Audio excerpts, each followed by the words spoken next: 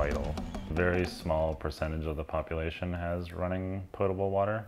I think around 5%, so 6%. The rest of the population has to fetch water. So you see everywhere these ubiquitous yellow jerry containers.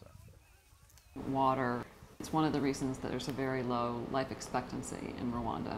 It's only, I think, 49 is the life expectancy there. So getting them clean water was one major benefit, and the other is to free up the time that the women spend going up and down the hill collecting the water.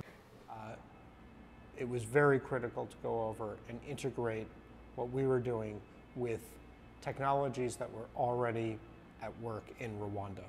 According to our water engineers, the UV filter was the most effective, creating clean water. Right. And I went to one place and found out who did this water filtration system, and it was Manna, and then I went to another place and Manna, and then we interviewed some other water experts, and they also kind of mentioned their name as the people to go with. So it was kind of like, okay, I guess we're using them.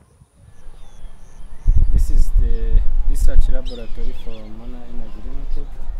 So what we do is to have the water and go through the sand filter and the gravel filter. It's really the Manna system.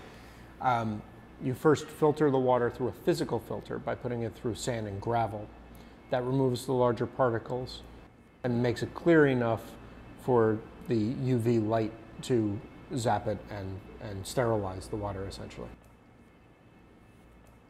Obviously, we gotta capture and store as much rainwater as possible. Just the simple act of collecting water from a corrugated roof that could be enough to supply them with water for months at a time will have a huge impact on them. Hopefully it'll get to a point where we'll have a system that we can really send people home with, that they can use, that will include filtration. Good sanitation and good water supply are the foundations for solid societies and civilizations. I mean, and that's not an understatement.